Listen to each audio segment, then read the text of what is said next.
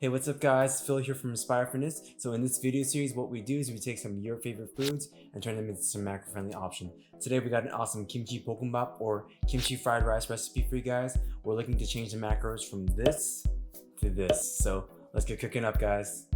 Hey guys, welcome to today's recipe. Today we got an awesome kimchi bokkeumbap or kimchi fried rice dish. It's super simple to make, and especially when you add protein in it like in today's recipe, it really elevates the dish both flavor wise and in the nutritional sense. So let's get into this guys and see what we got cooking up.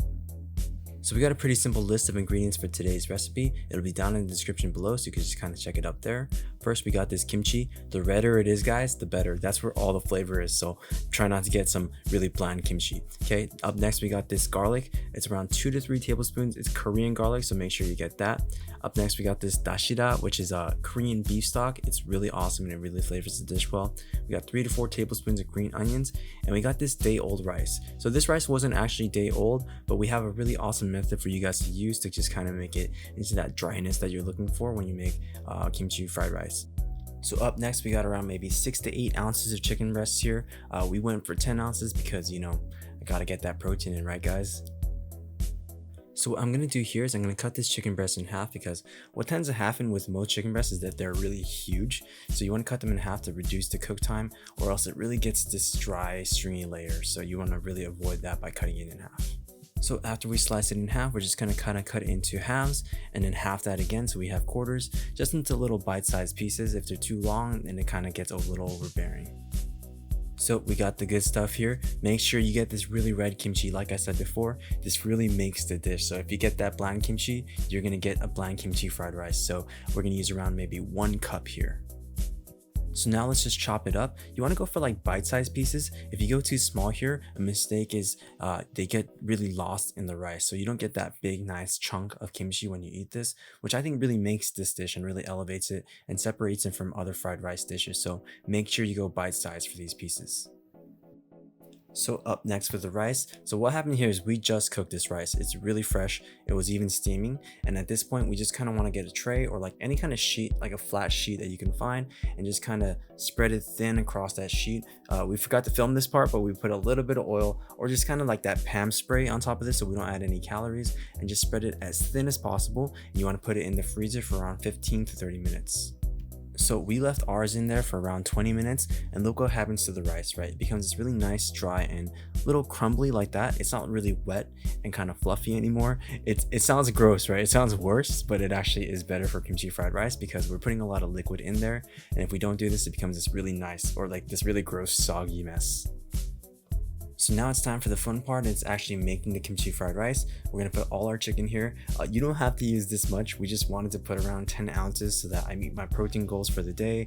You know, protein is one of the hardest things you can get into your diet. So whenever possible, guys, a tip is to just add it as much as possible into the dishes that, you know, can kind of take it. For example, like this dish can use some protein like chicken breast or fish or tuna works as well. But yeah, that's around 10 ounces there, but you can totally use 6 to 8 ounces. And the reason why we're going chicken breast first is because it takes the longest to cook, and we really want to make sure that this is fully cooked through. Obviously, it's not one of those meats where you want to just kind of, you know, cook it medium or raw. You want to just go all the way and make sure that it's fully cooked before we add any of the other ingredients in. And now we got some salt. Just season it lightly. There's gonna be a lot of salt coming from the dashida, which is that beef stock I talked about in the beginning.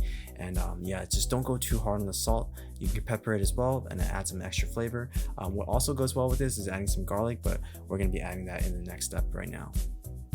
So after it's all done cooking and you get that really nice crust on the outer layer of the chicken breast, you can just kind of take it out now and just remove it so we can put the other ingredients back in.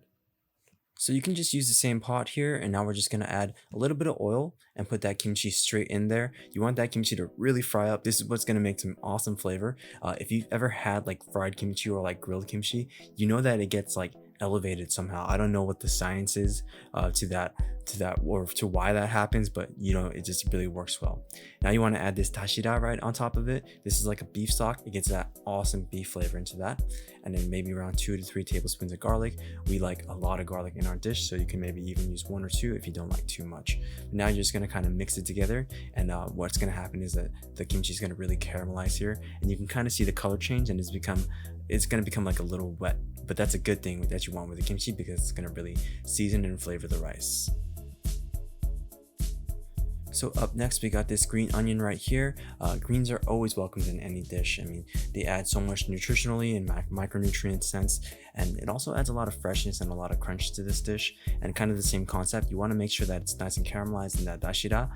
You get this awesome kind of beef flavor within every single bite when you do this. And when you really take care of your aromatics like this, it really goes forward to the rice and it flavors the whole dish entirely. So make sure to mix that up really well and get everything kind of nice and coated. And right now you'll see that it's kind of, you know, a little bit wet and caramelized, and that's what you want. It's almost like a paste that flavors the rice. So pretty simple now, guys. Just add that chicken breast from before, and it's gonna start kind of resembling chicken or kimchi fried rice here. So yeah, just kind of mix it up and let that kimchi and the green onions and the dashira and the garlic kind of flavor the chicken as well. So after everything finally comes together, it's time to add the rice. I dropped a little bit on the side there. I try to save as much as possible every time I put in anything into this pot or into this wok. But look right here what happens, right? I get my spatula and I kind of press down on the rice and everything kind of separates as I do that. So if we didn't do that step where we kind of froze the rice, it would just be this big nasty kind of clump and be really watery, and it wouldn't be fried rice essentially.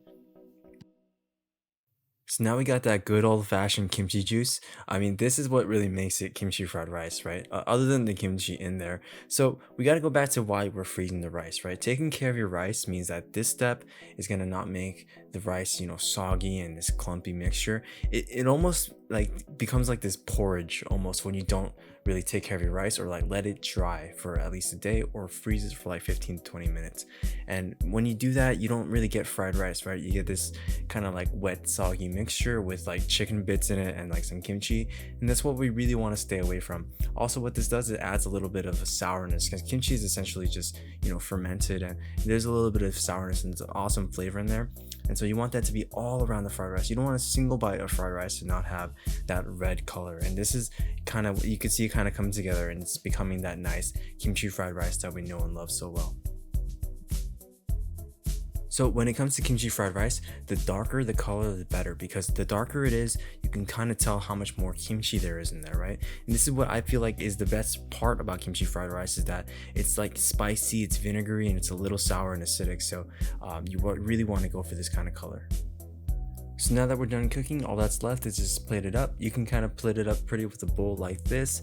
It doesn't really matter, but I like to, you know, present this in a really nice way for you guys in this video. But if you want to know more about kimchi fried rice, feel free to check out our blog at aspirefitnesswalnut.com/blog. We have a whole article about kimchi, whether or not it's vegan and whether or not it's healthy to eat on a diet. And if you like this video, feel free to like and subscribe, share it with your friends. And if you made this, feel free to tag us on Aspire Fitness Walnut on Instagram, or just kind of tell us in the comments below.